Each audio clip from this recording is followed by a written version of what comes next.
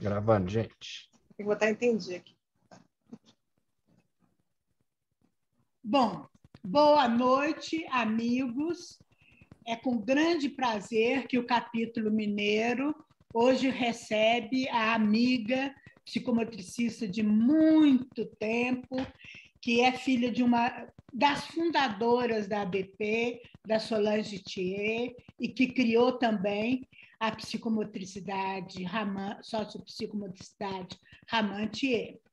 Elaine é psicóloga, é psicanalista, é psicomotricista titulada pela ABP e é responsável pela formação em sociopsicomotricidade Ramã Thier. E uma grande amiga. Está com a palavra, Elaine. Tá bom, minha amiga, obrigada. Então, me sinto muito honrada, né, de ter esse convite da ABP de Minas, né, de pessoas amigas, de você, né, Suzana? Enfim, me sinto muito honrada, muito feliz de estar aqui hoje com vocês. Acho que é algo muito importante a gente poder estar difundindo, né, cada vez mais, né? E acho que todos os espaços que surjam, né, que sejam assim de relevância, como vocês estão fazendo, acho que é importante para nós e para todos os psicomotricistas, né? Eu acho que é uma coisa assim muito boa e, enfim, me sinto muito, muito feliz mesmo e gostaria muito de estar agradecendo a essa possibilidade, né, de estar aqui hoje podendo trazer um pouco da sociopsicomotricidade Ramã Thier, né? Como a Suzana falou, né? Eu sou filha de Solange Thier, que foi uma das fundadoras, né, da ABP, junto com Suzana, inclusive, e outras pessoas. E Solange, infelizmente, não está mais aqui entre nós, né? Ela nos deixou em março de 2018, e desde então eu, junto com a equipe de profissionais da Mantier, estamos dando prosseguimento ao trabalho de Solange, ao trabalho da Sociopsicomotricidade Ramatier aqui no Brasil, né? Foi passado um roteirinho que eu vou procurar seguir, né? Posso não seguir exatamente na ordem, mas eu procurei me organizar aqui para poder falar um pouquinho dos pontos que foram solicitados por vocês, que eu acho que foi muito, muito interessante, né? Então, eu vou começar falando, né, do Ramã, né? Que o Ramã chegou ao Brasil em 1968, né? E Solange chegou no Rio de Janeiro. Solange fazia parte do grupo que trouxe Simone Ramã ao Brasil, e ela participou desse primeiro grupo de formação em Ramã. Só que quando o Ramã chegou, assim, a Simone criou um material muito rico, mas ela não teve, acho que não houve tempo, talvez, que ela já tinha idade, né? Ela não conseguiu colocar um embasamento maior no trabalho. Então, isso foi em 1968, quando Solange se formou, depois de um tempo, em 1972, Simone Ramã conversou com Solange, né? E com Mariângela Calage, que na época também fazia parte do grupo, e convidou as duas para poderem dar prosseguimento e desenvolvimento ao método Ramã no Brasil. A Mariângela Calais, inclusive, ela acho que era de Minas, ela ficou durante um tempo, né, mas depois, por questões pessoais, ela se afastou não só do Ramã, como da parte profissional de uma maneira geral, veio se dedicar mais à sua família, enfim. Então, aí o trabalho ficou mais com Solange, o desenvolvimento ficou com Solange. Simone Ramã faleceu em 1976, e aí, desde então, Solange veio desenvolvendo. Né? Para quem conhece Solange, minha mãe, né? Eu conheci Simone, né? Que foi assim, eu era criança na época, né? E era uma pessoa assim muito carismática, uma pessoa muito assim, eu gostava muito dela, né? Assim, muito simpática, né? Assim, uma pessoa muito especial. Eu tive essa honra de conhecer a Simone Ramon, né? E ela faleceu em 1976, como eu disse. Bem, aí Solange, a partir de 1972, na época, ela era terapeuta da palavra, né? Sendo que, assim, terapeuta da palavra depois foi evoluindo, né? Assim, tiveram cursos de extensão, né? E aí acabou se transformando no que hoje é a fonoaudiologia, né? Então, a Solange fez a fonoaudiologia, depois, como ela era muito estudiosa e sempre procurando cada vez mais, né? Quer dizer, fazendo a formação em diversas cidades do Brasil, ela ia, né, para levar a formação. Aí ela foi, fez pedagogia também, né? Sempre estudando, sempre procurando dar embasamento ao trabalho, né? E aí ela foi, depois de um tempo, fez também psicologia, né? E passou mais um pouquinho, fez psicanálise, socioanálise, e o último estudo, né, que ela desenvolveu foi um mestrado em filosofia e ética, né?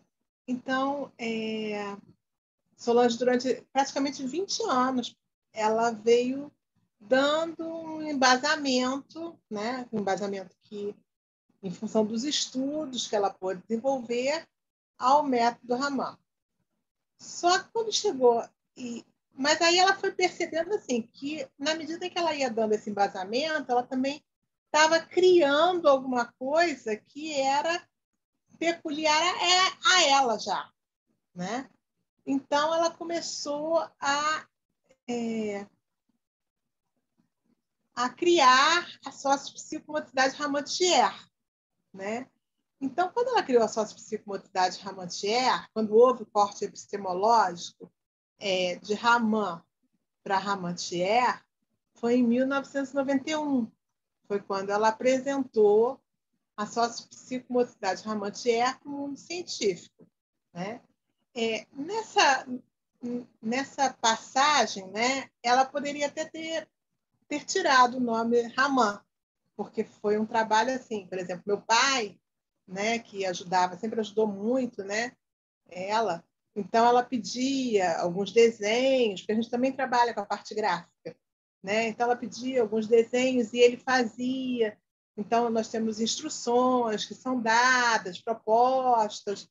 Então os desenhos hoje em dia são 100% brasileiros, né? Foram todos feitos pelo meu pai, marido dela, né? Que foi fazendo de acordo com as solicitações dela e ela foi dando todo um embasamento psicanalítico e todo o embasamento psicomotor a esses trabalhos, né? Só que aí ela manteve o nome Raman Thier, né? E ela fez questão assim de colocar um hífen, Raman hífen Thier. Eu sei que hoje em dia até mudou muito essa questão de hífen, né? Mas eu procuro sempre falar isso porque assim ela falava que esse hífen era justamente o que marcava essa relação de gratidão que ela tinha a Simone Raman, porque na realidade assim foi Simone Raman a grande, digamos, musa inspiradora, a grande incentivadora para que ela pudesse criar, né, o que hoje é a sociopsicomotricidade Ramantier, tá? Então, quando ela teve esse corte epistemológico, ela fez uma criação do que a gente chama. Bem, as perguntas são depois, né? Então eu vou falando, se tiver dúvida, depois vocês perguntam. Ela fez a criação do que a gente chama de orientadores terapêuticos Thier, né? O que são os orientadores terapêuticos Thier? São como se fossem livros, né? Só que são específicos para quem faz a formação Ramantier. Então, existe o orientador terapêutico Ramantier, o Descobrindo Brincar, para crianças menores. Existe o orientador terapêutico TIER para crianças, que é o CR. Existe o orientador terapêutico TIER para adolescentes, que é o AD. Existe o orientador terapêutico TIER para adultos, que é o E. E existe também o orientador terapêutico de formação pessoal, que é só para quem é formador pessoal em Ramantier. Tá? Então, nesses orientadores terapêuticos, existem conjuntos. Então, por exemplo, as propostas são classificadas seria as atividades gráficas, né? Atividades criativas, atividades gráficas. Elas são classificadas por tipos de atividade, dentro das fases, dentro das idades. Né? Dentro das idades. Cada orientador é para uma idade. Tá? Então, por exemplo, existe recorte, existem colagens, existem dobraduras, existem trabalhos com arames, existem trabalhos com contas, existem trabalhos com gometes, existem, e cada um desses são conjuntos. Então, cada orientador terapêutico desses, eu posso dizer assim, eles são grandes. Então, cada um deles, né, tem, em média, assim, sei lá, umas 300 folhas, mais ou menos. Então, são materiais grandes. Então, por exemplo, se você, o profissional, Ramantier, vai trabalhar com um grupo, digamos, que o trabalho é basicamente grupal. Pode ser feito individualmente também, mas é basicamente grupal. Então, se ele vai trabalhar com um grupo, digamos, de crianças, não necessariamente ele vai utilizar todas aquelas atividades que estão ali, aquelas atividades gráficas, atividades plásticas, que estão ali naquele orientador terapêutico. Ele vai fazer uma escolha, né, de acordo com o seu grupo, que aí ele vai ver em que as fases do desenvolvimento psicossexual de Freud, que as propostas também são classificadas dentro dos conjuntos, as propostas são classificadas nas fases. Então, por exemplo, a fase oral, a fase anal, a fase fálica e a fase genital.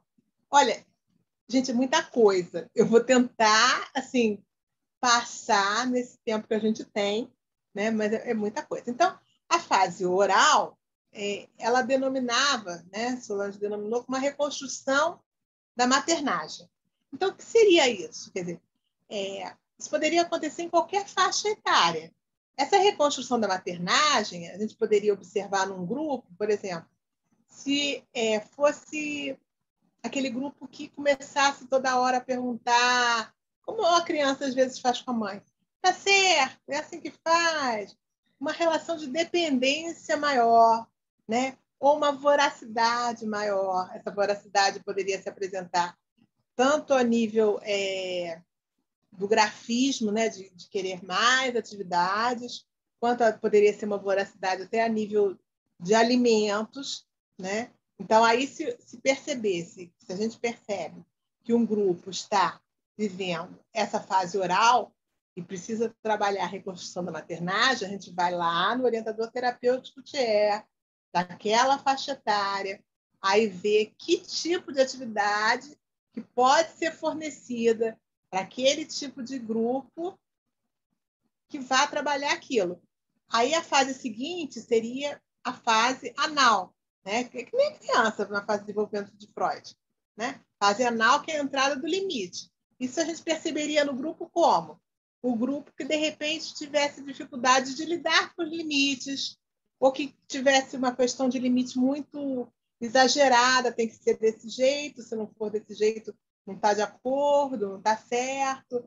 Enfim, mais ou menos por aí. Aí iria também. O nosso objetivo seria fazer com que o grupo, né, aquelas pessoas, pudessem passar da fase oral até chegar à fase genital. Né? Então, a oral, a anal, né, que seria a entrada do limite, a fálica, que seria o movimento edipiano, né, que seriam as tríades edípicas, né, que começam a acontecer no grupo, e a genital, né? Que, como se trabalha desde a criança, né, ela classificou como a descoberta do eu social, né? Quer dizer, seria a possibilidade de conseguir realizar trabalhos em grupo. Eu estou falando dessa questão da possibilidade de conseguir realizar trabalhos em grupo, porque me veio assim uma lembrança, né? Acho que eu posso falar aqui, né, mais livremente, né, do que me vem, né? Então eu me lembro assim que uma época eu estava atendendo um grupo de crianças e tinha uma criança que ela era muito difícil, né? E acho que ela estava até vivendo essa fase anal, que ela não tinha limites, né? Ela estava precisando viver essa entrada do limite. Então, ela estava trabalhando, até era com cola colorida, e ela estava tendo muita dificuldade para realizar atividade plástica, né, que a gente chama, atividade gráfica, atividade plástica. E ela não se conformava com aquilo. Ela devia ter, era um menininho, ele devia ter o quê? Uns 9 aninhos, mais ou menos, né? E no que ele foi não se conformando com aquela situação, ele partiu para uma atuação. Ele se levantou, né? Porque a gente trabalha assim, normalmente, essa parte do trabalho, que seriam as atividades plásticas, a gente trabalha com mesa e cadeira. Ou então, se for o caso, trabalha sentado no chão, mas tem um papel. Nesse caso, tinha mesa e cadeira, né? Então, ele não se conformou que os outros estavam conseguindo fazer e que ele, no caso, não estava conseguindo fazer a atividade dele.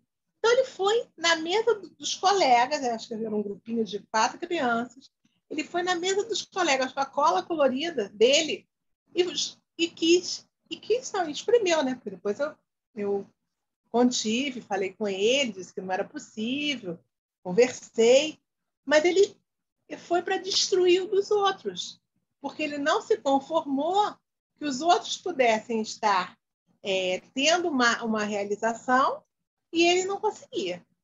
Então, assim, isso é uma coisa que o terapeuta, né, tem que estar muito atento. Mas eu estou falando assim falei muito aqui para vocês dessa parte da parte plástica, né, que compõe uma sessão. Mas a sessão da sociopsicomotricidade Ramontier, ela é composta de 3 momentos, tá? Não é só a parte plástica. Ela tem o momento dessa parte plástica, ela tem o momento de atividades corporais, propostas corporais, então que aí vai se viver corporalmente, né, as situações, propostas que são oferecidas, às vezes propostas que o grupo solicita de alguma maneira, e a verbalização. Então, no momento da verbalização, a criança, muitas vezes, ela fala durante a própria execução da atividade. Mas já o adolescente, o adulto, ele consegue ter um espaço que ele fala, bem, agora vamos falar sobre isso. Então, ele consegue associar, né? E a proposta seria essa. A gente trabalha muito com papel quadriculado, papel pontilhado, papel triangular. Então, ele vai desenhos, recortes. Então, ele vai associar aquilo que ele fez no grafismo, ou aquilo que ele viveu corporalmente, com a sua história de vida. Tá? Então, essa foi a grande contribuição, né? A grande sacada de Solange foi perceber que essas atividades que a pessoa ia desenvolvendo, essas atividades elas tinham uma correlação com a vida de cada um, né? E um ponto importante também para nós em Ramantier, né, é que nós não utilizamos borracha, né? Eu acho que isso é um ponto assim fundamental, né? E não utilizamos borracha. Então, por exemplo, você está fazendo uma atividade, um desenho, por exemplo, né? Uma cópia, né? Porque tem atividades que são de cópia, um papel quadriculado. Até mais para... Tem criança também, mas o nível de dificuldade vai aumentando conforme a faixa etária. Está fazendo uma atividade de cópia. Se há um erro, então começa, digamos, a fazer essa atividade de cópia com lápis preto. Aí, se há um erro, vamos passar, então, para o próximo lápis de cor, que normalmente é o lápis vermelho. Se há um novo erro, vamos passar para o outro lápis de correção, que é o lápis azul. Se há um novo erro, isso acontece, né? Vamos passar para o lápis verde. E não retornamos mais ao lápis preto. Então, se por um acaso houver um novo erro, um quarto erro, digamos, né? Aí recomeça a sequência: vermelho, azul e verde. Isso nós chamamos em Ramontier de reparação, né? Quer dizer, é a possibilidade de poder reparar os erros. Porque Solange dizia, né, assim, que na vida, e eu concordo, né, e assim, nos últimos 15 anos, né, de vida dela, eu comecei também a contribuir com a questão da metodologia, né? Então ela dizia muito assim, os erros, eles não, que a gente comete na vida, no dia a dia, nas situações em que a gente passa, não tem como a gente passar uma borracha ali e apagar esses erros. Os erros acontecem, eles existem e a pessoa tem que saber lidar com eles e tem que saber repará-los, né? Então, essa questão da reparação, ela acontece tanto com o uso do lápis de cor, como ela também pode acontecer quando está se fazendo um recorte. Está fazendo um recorte e há digamos, a pessoa tem algo para recortar. E aí ela vai e erra naquele recorte. Então, como que se faz a reparação com o recorte? A partir de um erro de recorte. Se faz a reparação com durex, né? Mas a reparação é importante que ela seja uma reparação sadia e não uma reparação maníaca. O que a gente chama de reparação maníaca? O que Solange chamava de reparação maníaca?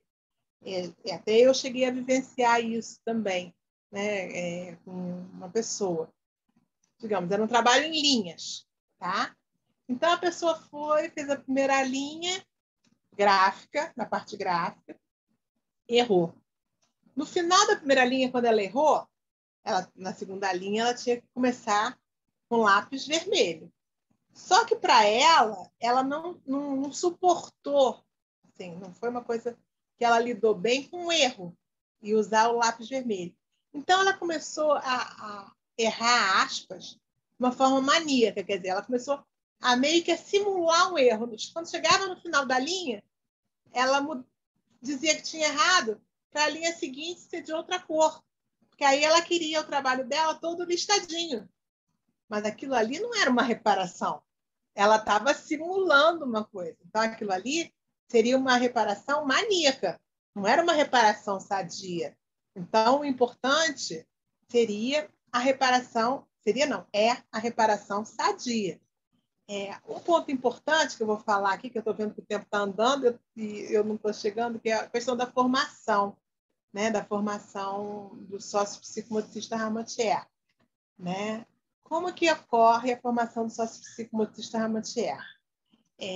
Nós temos a formação pessoal. A formação pessoal ela é feita em uma psicoterapia de grupo.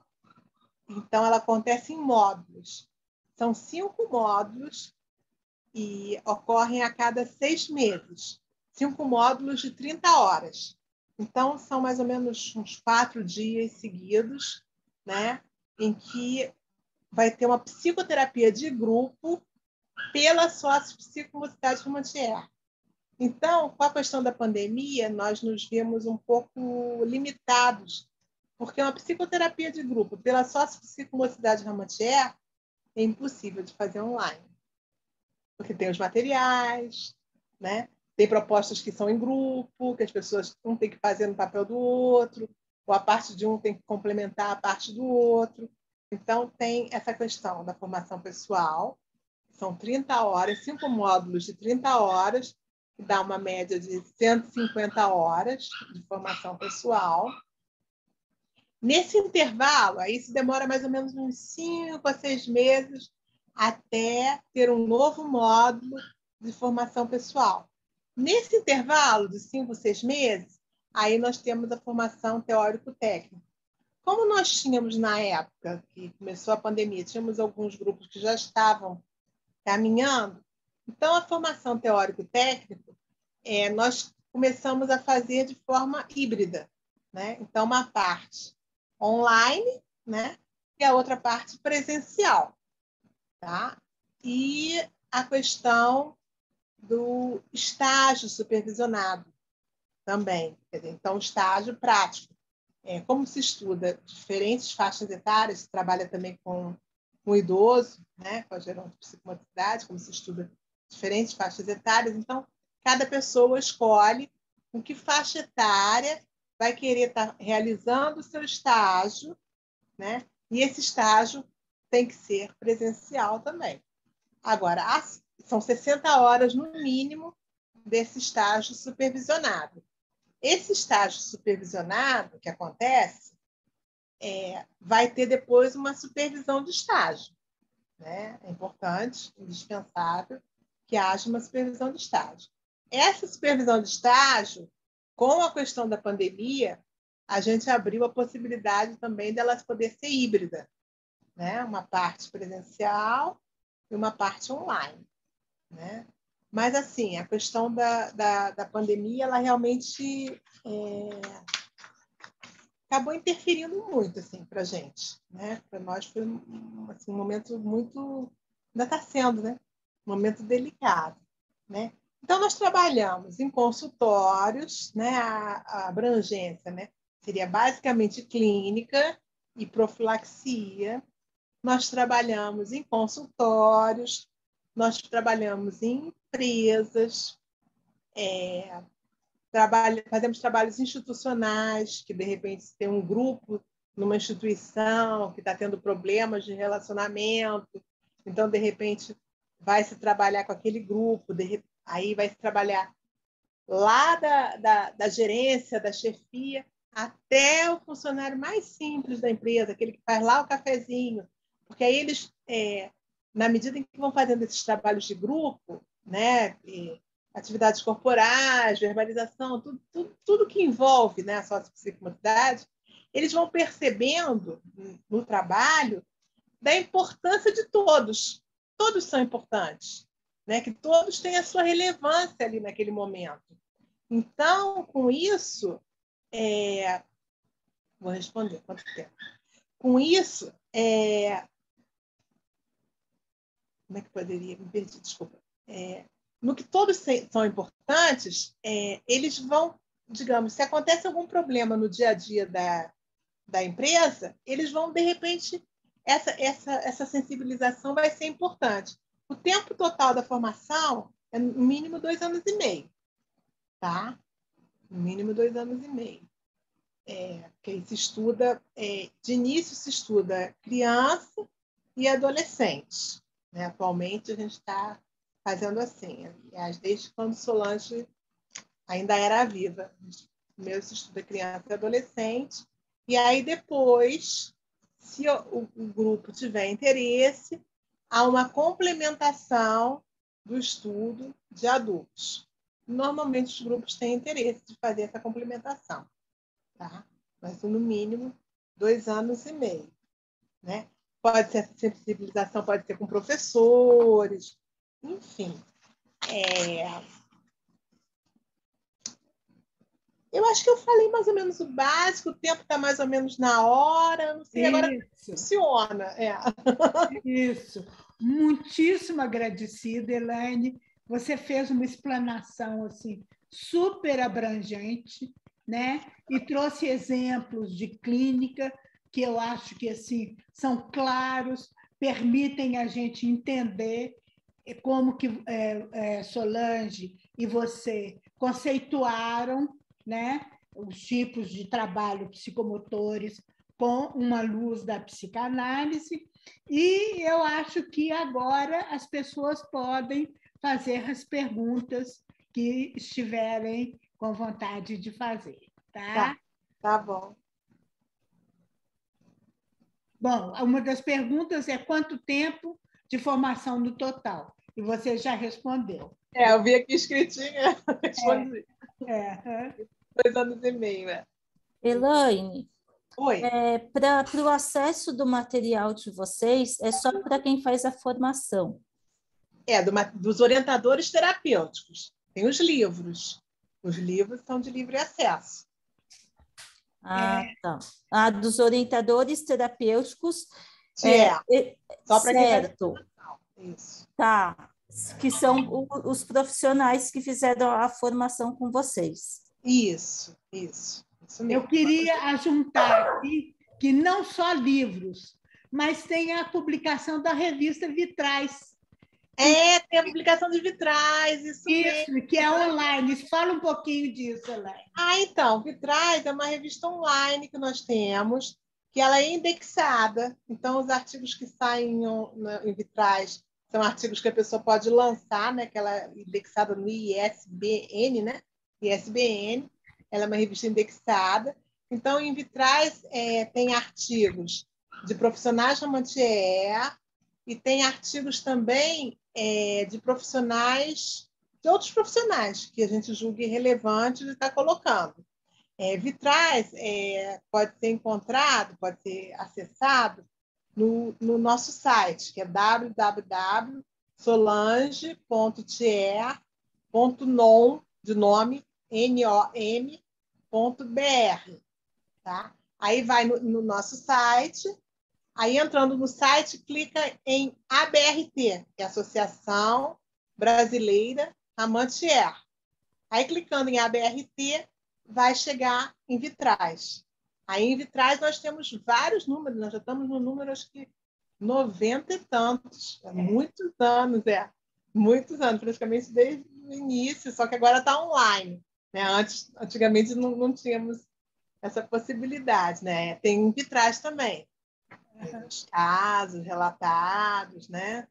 E é algo que a pessoa também não precisa estar investindo num livro, né? Que às vezes a pessoa não está com a disponibilidade naquele momento para estar investindo, e aí pode estar tendo acesso em Vitrais.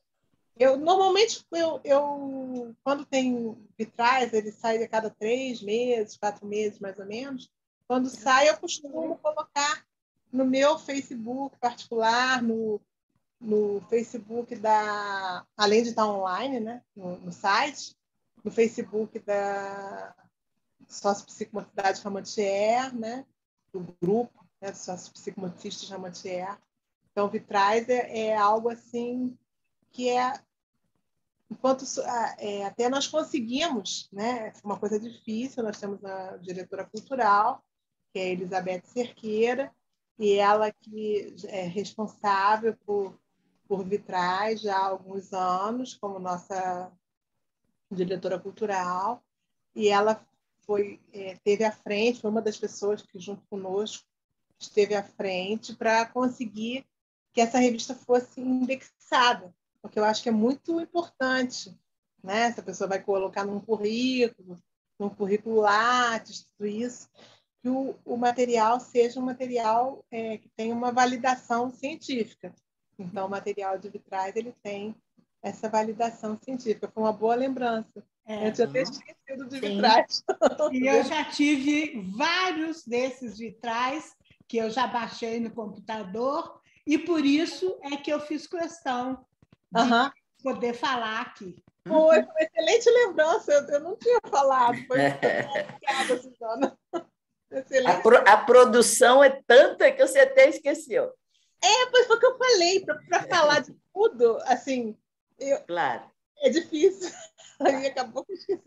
É uma questão, Elaine, que me chamou a atenção. Na formação pessoal, né, o psicomotricista, na sua formação pessoal, sim, você falou em uma psicoterapia pela sócio-psicomotricidade Ramantier. Então, há uma característica um pouco diferenciada para alguns que vão se dedicar mais ao campo educacional, educativo, e outros para a vertente clínica, ou isso não tem na proposta da formação? É mais na hora do estágio, né? Como? É mais no momento do estágio que a orientação de estágio, quando a pessoa que vão ter essas definições. Sim. Entendeu? Sim. Aí ela naturalmente escolhe um local, né? A instituição, ou o público, ou os atores. Quem escolhe é a pessoa. A gente oferece a supervisão, mas a escolha do local do estágio é feita pela pessoa. Às vezes o grupo se reúne, por exemplo, a gente já teve um grupo que se reuniu e foi trabalhar na Fundação São Martinho, que é uma fundação que tem aqui no Rio de Janeiro, com crianças carentes. Então, todas trabalhavam lá. Foi um trabalho muito bonito. Até eu tive a honra de ser a supervisora desse grupo, né? Estágio desse grupo. Foi um trabalho muito bonito. Muito né? interessante. Muito interessante. Mas aí era feita a psicoterapia com essas crianças. Tinha a unidade de meninas e a unidade de meninos, né? Então foi feito esse estágio nessa. Mas assim, porque esse grupo teve esse movimento de se reunir. E se reuniu, aí foi, a gente deu a documentação, eles entraram com a documentação lá na Fundação São Martinho e o estágio aconteceu e foi assim muito muito legal, foi muito positivo, foi muito bom mesmo. Ótimo. Outra coisa que eu acho que é importante você colocar é que vocês fazem também congressos. E eu já tive a honra até de participar de um deles em Governador Valadares. Sim, nós fazemos congressos, né? Já até perdi a conta quantos. Tivemos congressos, tivemos encontros. Acho que no total já realizamos uns 10, né?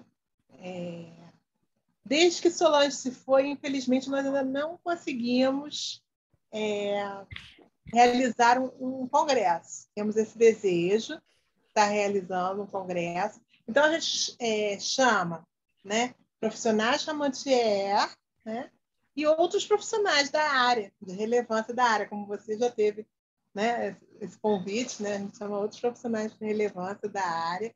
Esses congressos são muito bons, a gente procura fazer a parte teórica, procura oferecer espaço de vivências. É um congresso assim, oferece muitas trocas, né, científicas, né? Até porque tem, como você mesmo disse, tem profissionais de Chamantier, mas não são só profissionais de Chamantier. Tem outros profissionais de outras formações também que nós chamamos, né, de outras linhas, de outras abordagens. Então, assim, é muito enriquecedor, né? Muito rico. Os congressos assim, são muito ricos e é algo que a gente está, assim, é um sonho de retomar, mas aí veio pandemia também, né? Quer dizer, Solange faleceu em 2018, aí logo depois, né? Praticamente logo depois, né? Início de 2020 começou a pandemia e estamos nesse processo ainda assim, meio complicado, né? Estamos todo mundo, né? E uma coisa que eu acho que é muito importante nesse congresso, pelo menos ao que eu fui, né, é que não é só uma parte científica, tem uma parte cultural que é muito interessante e que ela aborda o que tem naquela região. Por exemplo, esse foi em Governador Valadares, Minas. Então, assim foi, com bandas, enfim, essas coisas todas. Ah, sim, pelo sócio, né? Esse Governador Valadares foi muito bom, foi muito bom mesmo. E que sempre assim, aí tem uma cidade que se manifesta pelo interesse de desenvolver, uma cidade que tenha um polo, Ramatier, né? Então, esse de Governador Valadares, a coordenadora manifestou esse interesse de fazer lá. Então, aí ela colocou, teve passeio, né? Ela fez o passeio do trenzinho da cidade, né? Nossa, né? foi muito gostoso, né? Foi muito gostoso, é algo que assim, a gente tem muita vontade de poder, em breve, estar retomando, de fazer, de realizar. Né? É algo muito bom. Elaine, um prazer muito grande estar vendo você aqui, né? Muito tempo que a gente não se via. E dizer para você, né, que aqui em Recife, você sabe, né, eu tive a honra, né, de no ano de 84, no segundo semestre, eu acho, de 84, né, ser convidado por Graça Novaes, né, que era Graça Reis naquela época, né, Maria Redimida, que estava aqui, e tem um grupo imenso aqui do Ramã, aqui em Recife, né, e eu fui em 84, passei 3 anos e meio estudando lá, que foi uma maravilha estudar com a sua mãe, né, aprendi muita coisa. Um grupo grande em Recife. Era um né? grupo grande, né? Era Bendita Sois entre as mulheres, né? Eram, se eu não me engano, 41 mulheres e eu de homem somente. E é um fato muito engraçado, porque quando eu subi lá no prédio, né, que cheguei lá em cima, quando eu abri a porta da sala, eu pensei que eu estava no lugar errado, porque só vi um monte de mulheres assim, eu digo, não, isso aqui não é... Esse lugar não é o que eu vou procurar outro lugar. E saí, fui procurar, o cara disse, não, é aí mesmo. Aí eu voltei e disse, como é que eu vou me organizar aqui, né, no meio de tantas mulheres, e mulheres tão poderosas, né, que você conheceu muitas delas, né? Mas foi uma experiência maravilhosa, 3 anos e meio, aprendi muito. Nessa época ainda era a prática da Simone Ramã. Mas aí a minha pergunta é o seguinte, porque você falou de muitas coisas aí e que eu já vi aqueles traços na sua mãe naquela época. Então, e eu me pergunto, qual foi a data que ela fez essa mudança? Porque então, já aparecia esses traços. Esses traços já apareciam, porque ela que deu o embasamento. Mas aí ela achou o seguinte, como ela fez... mestrado em ética, tudo isso, ela achou que não era justo, digamos, ela manter como Ramã, assim, justo com ela também, né, e não colocar o nome dela. Então, em 1991, foi o corte epistemológico, mas muitos traços já tinham. Já existia, ela já vinha trabalhando isso, né? Sim, ela trabalhou muitas coisas, né? Foi ela que fez que pertence ao método que ela elaborou, né, a partir do método da Simone Ramã, né? Ela já estava trabalhando essas coisas da psicanálise, eu me lembro. Já. Mas exatamente por isso, porque em 1972, Simone falou para ela, e faleceu em 76, para dar esse prosseguimento ao método Ramã. Então, o embasamento praticamente foi todo dela. Até o embasamento do Ramã que você vivenciou em 80 aí. Pois E fica muito claro essas mudanças quando você diz, né? Por exemplo, a gente tinha os dossiês fixos, né? O dossiê era aplicado do começo ao fim, qualquer criança, né? Você já disse que isso modificou completamente, vai ser adequado a cada criança, que era uma das minhas críticas na época, né? Sim. Mas a Solange evoluiu para outra maneira. Exatamente, ela foi evoluindo e aí ela criou esse material e hoje em dia já não faz, porque antes era assim, né? Pegava, eu fiz Ramã, quando eu fiz a minha formação, depois eu fiz a transição.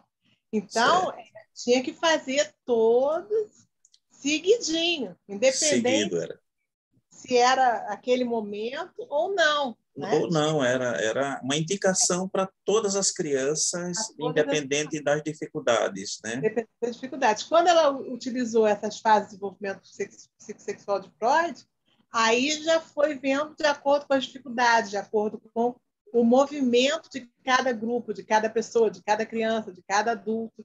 Aí foi que ela fez uma mudança radical mesmo. Mudança radical. O que é importante que eu vejo da grande colaboração de Solange é essa possibilidade da escuta com a psicanálise.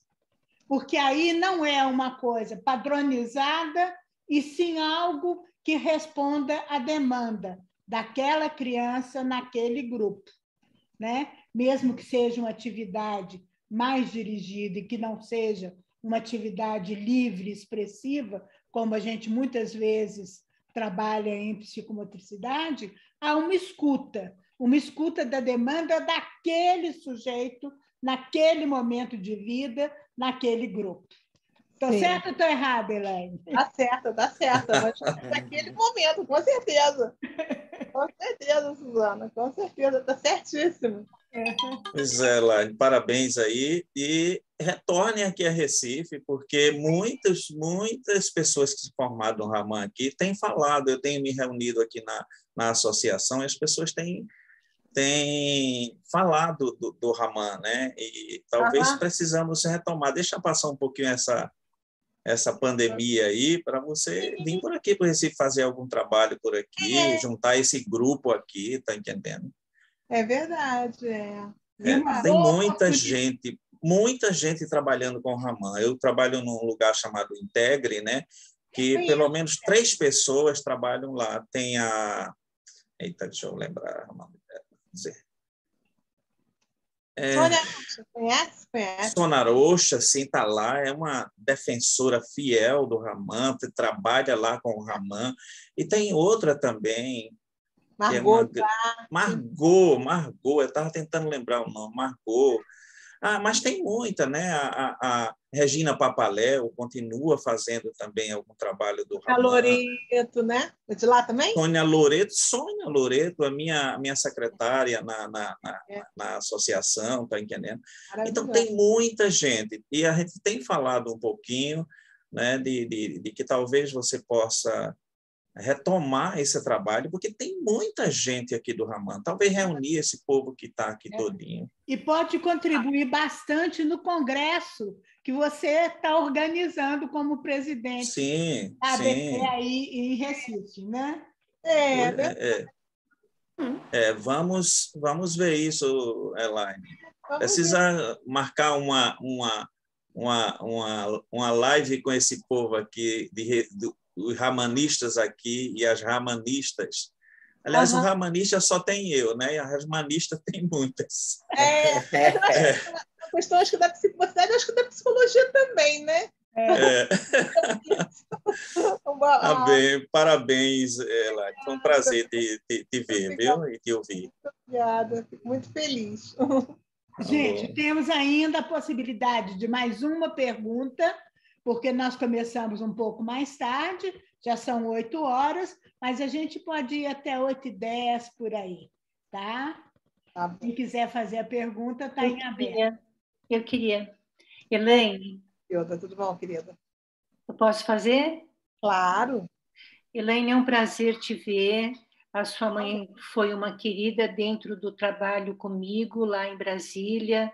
Eu jamais vou esquecer da presença dela no corpo docente lá do nosso curso. E eu queria saber de você quantas representações do Raman, em termos de formação, a gente tem espalhada pelo Brasil. Em quais estados brasileiros nós temos a formação? Tem muitos, viu? Olha, deixa eu ver aqui. Belém, Paraná, Recife, né?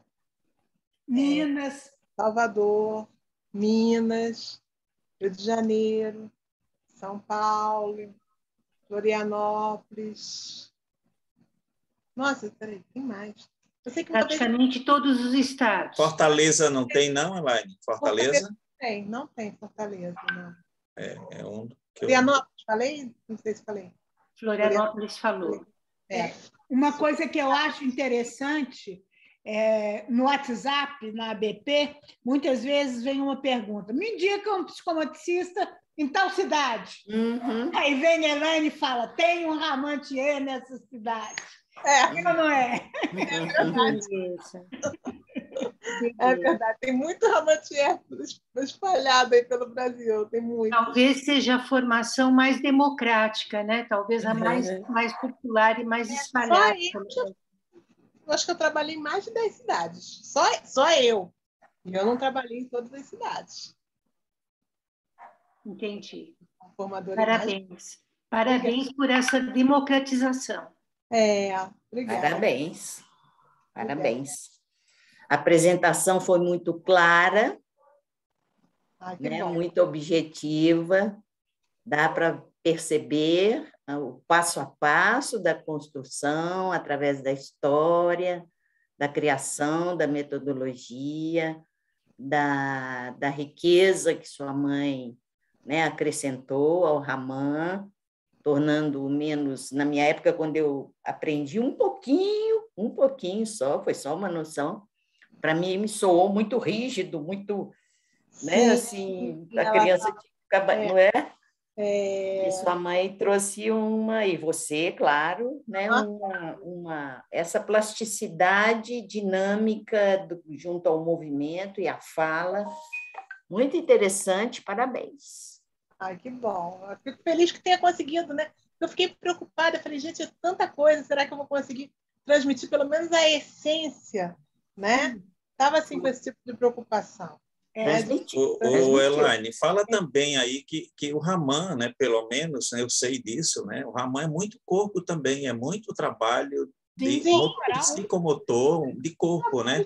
Tem as sessões de movimento, tem tudo, que são maravilhosas. Maravilhosas, sim. Tem muito trabalho corporal, a gente usa muito material intermediário também, né? Trabalha com bolas, com bambolê, com papel celofane, com aquele outro fininho, tipo filó, com lenços, com bola de encher, com massagens, com cremes, até com alimentos a gente trabalha. Então, tem uma riqueza assim, também imensa no trabalho corporal. Foi bem lembrado isso, Nicola, com certeza. A gente trabalha assim, é um ponto assim, que não fica esquecido, não. Né? Não fica mesmo. Né? Um ponto bastante forte, né, da metodologia, né? Eu acho que o trabalho, né, que faz uma diferenciação em um trabalho de mesa e um trabalho de corpo, no espaço, no tempo, na relação. Porque digamos, fosse uma sessão, uma consulta, uma tia, ela deve ter um pouco de trabalho de mesa, um pouco de corporal e um pouco da verbalização. Né? É uma tríade, né? A tríade, exatamente. Ela deve ter uma tríade. Muito bom. E foi bom você ter lembrado, assim, né? Porque são... Gente, eu tenho que agradecer demais a você, Elaine, e essa simpatia que você essa abertura, essa possibilidade de transmitir, assim, de um modo leve, alegre, tranquilo, toda a riqueza da formação Ramatier, que eu costumo falar Thier, mas hoje eu aprendi que é Thier. Eu fico honrada pelo convite, muito feliz mesmo, muito feliz. Isso. Agora eu vou despedir de todos e colocar que nós vamos interromper agora, essa é a nossa última série das formações brasileiras em psicomotricidade nesse ano. Nós devemos retomar em fevereiro, e quem faz toda a articulação, os convites, quem é a encarregada mesmo da estrutura é a Eline Renault, que faz parte da nossa comissão científica. Quer falar alguma coisa, Eline? Não, quero, assim, acho que seria interessante que a gente pudesse fazer uma avaliação desse tempo que transcorreu desde outubro, né? Outubro fizemos as lives, novembro. Acho que seria interessante buscar alguns dados, inclusive, para outros futuros objetivos aí, e dar continuidade. E tem sido um prazer conversar com as pessoas. Quando a gente fez os primeiros contatos, a adesão, o interesse de todos, Cacilda, Elaine, Marcelo, o Curumim, com a Sabrina e o Ricardo, o Daniel, como ela chama? Hã? Vitória. Vitória e a Josiane, né? O Eduardo. Eduardo, sim, claro, Eduardo, todos assim muito interessados, muito cordiais, muito atenciosos, e nós pedindo algumas coisas, fazendo algumas exigênciazinhas para dar um prumo, né? um norte aí para todos, e em função das nossas demandas aqui no capítulo, mas foi um período muito agradável, com um trabalho maravilhoso apresentado. Acho que a proposta de vocês foi ótima, né? Hein? Eu acredito que a proposta de vocês aí do capítulo Minas, foi maravilhosa. Né? Foi legal, né? Está sendo, né? Está sendo. Está sendo. Tá Obrigada. Obrigada, Suzana. Obrigada. Gente, então, até o ano que vem para todos. Ótimo Natal e ótimo fim de ano. Tá bom. Amém, amém. Amém. Tudo beijo, obrigada. Boa noite. Um abraço. Boa noite. Tá Boa bom. noite. Boa noite. Boa noite. Tchau, tchau. Tchau, tchau.